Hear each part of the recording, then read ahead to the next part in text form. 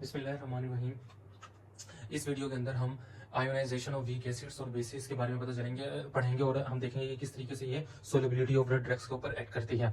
सबसे पहले हमारे पास वीक बेसिस क्या होती हैं, वीक वीक वीक बेसिस के अंदर क्या क्या क्वालिटीज पाई जाती हैं। जो हमारे पास वीक बेसिस होती हैं वो आयोनाइज्ड होती हैं, कि वो आयोनाइज्ड फॉर्म में होती हैं। इसी ही वजह से वो ज़्यादा पोलर होती हैं और मोर वाटर सोल्यूबल होती है जब वो प्रोटोनेटेड होती है, यानी जब जब उसके अंदर प्रोटोन H पॉजिटिव आयन मौजूद होता है। वीक वीक बेसिस आयोनाइज्ड होती हैं, इसी वजह से वो मोर पोलर होती हैं, इसी वजह से वो वाटर सोल्यूबल होती हैं क्योंकि वो प्रोटोनेटेड होती हैं। इसी की ही हम ये वाली यही सेम टू सेम बात नीचे दी गई इक्वेशंस के अंदर भी बताई गई है, जिसके अंदर यहाँ पर देखा जा सकता है ये जो हमारे पास एक वीक बेस मौजूद है, ये जो हमारे पास एक वीक बेस मौजूद है, ये प्रोटोनेटेड भी है, ये चार्ज्ड भी है, ये आयोनाइज्ड भी है, ये वाटर सोल्यूबल भी है। ये प्रोटोनेटेड भी है, चार्ज भी है, आइस भी है और वीक बेस भी है और वाटर सोल्यूबल भी है। अच्छा, ये हमारे पास क्या होती है जब ये प्रोटोनेटेड होती है, ये इस वक्त प्रोटोनेटेड फॉर्म में है, तो ये हमारे पास आयोनाइज्ड है, ये आयोनाइज्ड प्रोटोनेटेड वीक बेस है जो कि चार्ज है, जो कि वाटर सोल्यूबल है। अगर हम वीक एसिड्स की बात करें, weak acid are not ionized होते हैं। वीक एसिड हमारे पास क्या होते हैं, आयोनाइज्ड नहीं होते जब वो प्रोटोनेटेड होते हैं, इसी वजह से वो लेस वाटर सोल्यूबल होते हैं। यहाँ पर देखा जा सकता है कि जो हमारे पास वीक एसिड्स हैं वो हमारे पास प्रोटोनेटेड है, अनचार्ज्ड है और मोर लिपिड सोल्यूबल है। प्रोटोनेटेड वीक एसिड हमारे पास अनचार्ज है, मोर लिपिड सोल्यूबल है क्योंकि वो आयोनाइज्ड नहीं है, लेस वाटर सोल्यूबल है क्योंकि वो प्रोटोनेटेड है, उनमें H पॉजिटिव आयन मौजूद है। यानी कि वीक एसिड जब उनके अंदर प्रोटोनेशन, जब उनके अंदर H पॉजिटिव आयन मौजूद होता है तो वो अनचार्ज होते हैं और मोर लिपिड सोल्यूबल होते हैं। ठीक हो गया। यही हमारे पास इन दो इक्वेशंस में बड़े आसानी से देखा जा सकता है कि जब ये प्रोटोनेटेड होते हैं, जब ये प्रोटोनेटेड होते हैं तो जो हमारे पास वीक बेस होती है प्रोटोनेटेड होने की वजह से ये चार्ज और मोर वाटर सोल्यूबल होती हैं।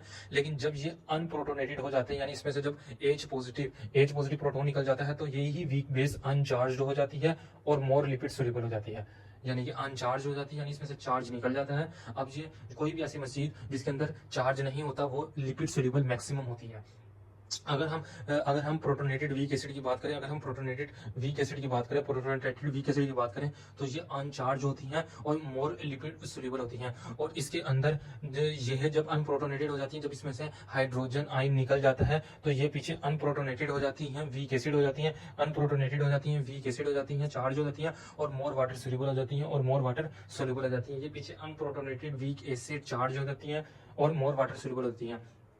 सारी बात है, जब उसमें से हाइड्रोजन आयन निकल जाएगा तो पीछे वो चार्ज हो जाएगी। जब हाइड्रोजन आयन मौजूद था तो वो चार्ज नहीं थी, वो चार्ज हो जाने की वजह से ये ज्यादा सोल्यूबल हो जाती है, वाटर सोल्यूबल। ये बात याद रखना, जब वीक बेसिड में हाइड्रोजन आयन मौजूद था, जब उस पर चार्ज मौजूद था तो वो मोर वाटर सोल्यूबल थी, जब चार्ज निकल गया तो मोर लिपिड सोल्यूबल बन गई। इसी तरीके से जो वीक एसिड होती है जब उसमें चार्ज नहीं होता तो वो मोर लिपिड सोल्यूबल होती है, जब चार्ज आ जाता है उसके ऊपर हाइड्रोजन निकलने के बाद तो वो मोर वाटर सोल्यूबल बन जाती है। ठीक हो गया, ये दो इक्वेशन हमारी अच्छी तरीके से वाइंड अप होगी। अब नीचे थोड़ी सी डिटेल दी गई है कि यही इक्वेशंस की मदद से, यही इक्वेशन हेंडरसन हाइजेलबर्ग रिलेशनशिप के साथ लिंक करती हैं और हेंडरसन हाइजेलबर्ग रिलेशनशिप के साथ ये दो इक्वेशन लिंक करके ये क्लिनिकली इंपॉर्टेंट बन जाती है। हेंडरसन हाइजेलबर्ग इक्वेशन जब नेसेसरी होती है to estimate and alter the partition of drugs between compartments of different pH. अगर डिफरेंट पीएच के कंपार्टमेंट्स में डिफर करना हो ड्रग्स की पार्टीशन का तो हम कौन सी इक्वेशन को लेते हैं, हेंडरसन हाइजेलबर्ग इक्वेशन को।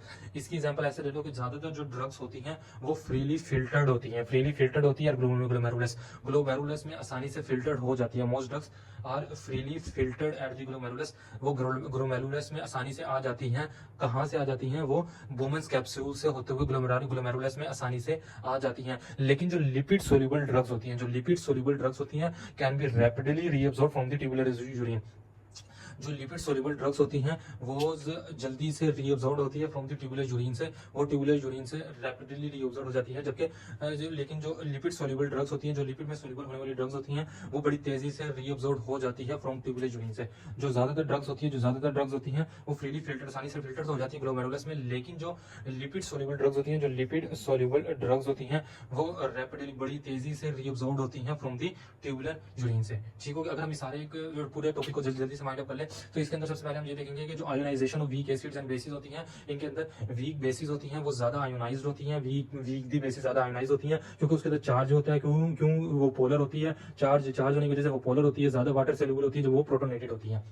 यही जब वीक बेस जब अनप्रोटोनेटेड बन जाती हैं तो वो अनप्रोटोनेटेड बन जाती हैं तो वो वीक बेस हो जाती है और वो अनचार्ज हो जाती है और मोर लिपिड सोल्यूबल हो जाती है जब उसमें से प्रोटॉन निकल जाता है। अगर हम इसके बरक्स वीक एसिड की बात करें, वीक एसिड को देखें, जब उसके अंदर प्रोटॉन मौजूद होता है वो प्रोटोनेटेड होती है, वो वीक एसिड होती है, वो अनचार्ज होती है, वो वीक एसिड होती है, वो अनचार्ज होती है और वो मोर लिपिड सोल्यूबल होती है क्योंकि वो अनचार्ज है। और जब इसमें से वो निकल जाता है, हमारे पास हाइड्रोजन निकल जाता है, तो वो पीछे अनप्रोटोनेटेड वीक एसिड बन जाती है और उसमें चार्ज आ जाता है और वो मोर वाटर सोल्यूबल हो जाती है, उसमें चार्ज आ जाता है, चार्ज आने की वजह से वो मोर वाटर सोल्यूबल बन जाती है। आगे थोड़ी सी सिग्निफिकेंस बताई गई है। हेंड्रिसन आइजनबर्ग इक्वेशन इंपॉर्टेंट होता है एस्टीमेट और पार्टीशन ऑफ ड्रग्स के लिए, कंपार्टमेंट्स ऑफ डिफरेंट पीएच। इसकी एग्जांपल लें तो ज्यादातर ड्रग्स होती है वो freely filtered at the glomerulus, ज्यादातर ड्रग्स फ्रीली फिल्टर्ड हो जाती है एट द ग्लोमेरुलस में, लेकिन जो लिपिड सोल्यूबल ड्रग्स होती है वो can be rapidly reabsorb from the tubular urine और ट्यूबुलर यूरिन से रैपिडली रीऑब्जर्व हो जाती है। Thank you very much.